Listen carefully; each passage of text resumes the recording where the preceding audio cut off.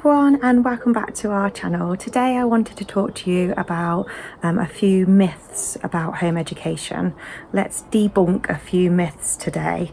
So for our first myth, you have to be a teacher to home educate, a qualified teacher.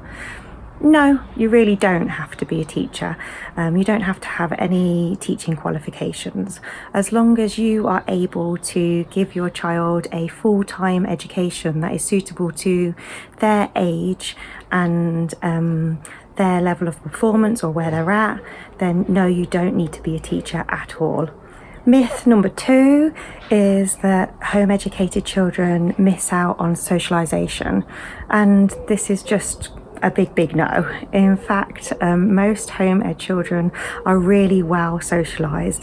They maybe attend different groups, they get different life skills from being out and meeting people, they might do meetups with their friends. It just looks a bit different. So they're clearly not in a class setting, no, but most of them you'll find, if you talk to home ed parents or home ed children, they'll be attending a lot of different groups, whether that be maybe a sports group, a book club, a science group, it might even be like a board games group where the children will go and play some board games, be able to socialise.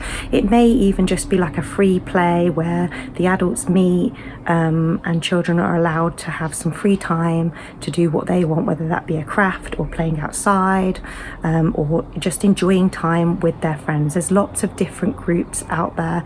In fact, my kids, both of my girls, I feel like sometimes I'm a taxi because we are ferrying them to so many different places. Their social lives are brilliant, really. I couldn't ask for better. They have a really nice group of friends that they see regularly, and then there's also groups that we dip into where they're able to make new friends too. I'm sure most home ed parents would agree with that. So myth number 3 is that home education isn't a proper education. And that statement is a big fat no. Yes, it's different, it looks completely different, it even sounds different, and they're not in a classroom setting, but a classroom setting isn't for every single child.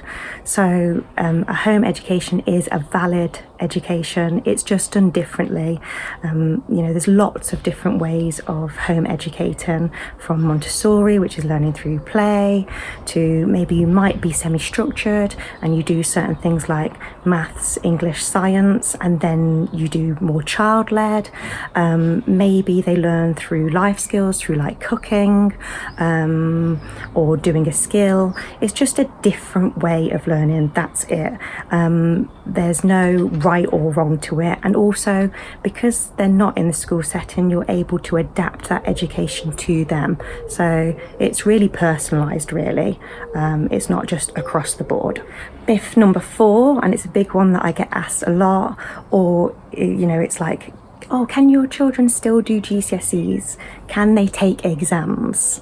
Or it's because they're home educated, they can't do that. Well, it's a big fat myth. Of course, any child or any person can take a qualification in a GCSE, an A-level, or whatever awarding body they want. It's just done privately. So instead of it being in a school setting where all the children do all their exams at a certain point in the year with their classmates, instead the onus is on the parents.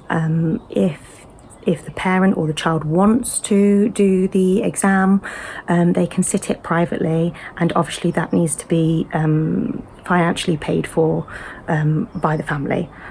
You can find an awarding body, and you can go and take them to a certain venue that's probably close by to you, and they can sit that exam.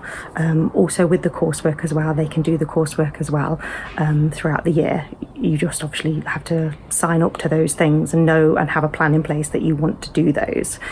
So that myth about them not being able to take exams, that's another big fat no. Of course they can. So myth number 5 is that home education is just for religious reasons, and that's also a big fat no.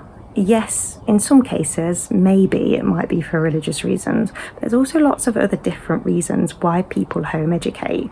One may be the flexibility. One may be another point might be that your child maybe have really struggled in school or been bullied, or maybe just doesn't fit into the school system and is really struggling with that structure and needs to come out of it.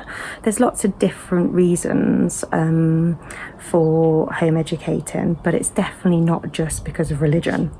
Myth number 6 is that home education has no structure, and that's a no. Of course there's some structure. Yes, there can be child-led learning.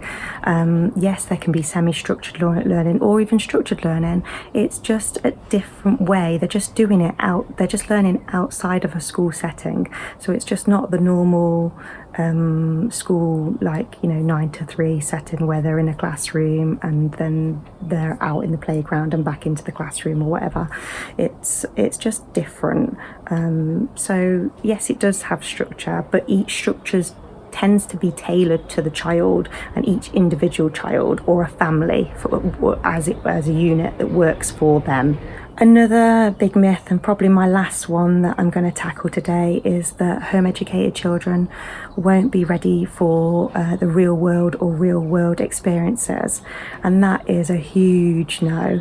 In fact, it's probably the opposite. Home educated children are with you throughout your day. They are seeing lots of life experiences and experiencing what the real world is like, even if that's just going to the shops, if that's going to an appointment, if that's dealing with something on the phone. In fact, I'd probably say that home educated children have a slight advantage here because they aren't in a separate school setting that is actually taking them away from that real life stuff. They're in it absolutely every day, and they're seeing parents have conversations, carers have conversations. They are seeing daily stuff like how the house works, how we get work done, how we structure things, and even when things go a little bit wrong or not to our structured day and something changes, they're adapting and seeing how that happens. So there's quite a few myths that we've tackled there today. I'm sure there's probably some more. If you'd like to pop in our comments down below any questions, maybe I can make a list and we can do another one if you like. It's been really nice to see you all again. I hope you enjoyed the video. Please ding dong that bell and give us a thumbs up if you liked it, and subscribe to the channel. Let me know if you like this type of video and we can make some more. See you on the next one. Bye.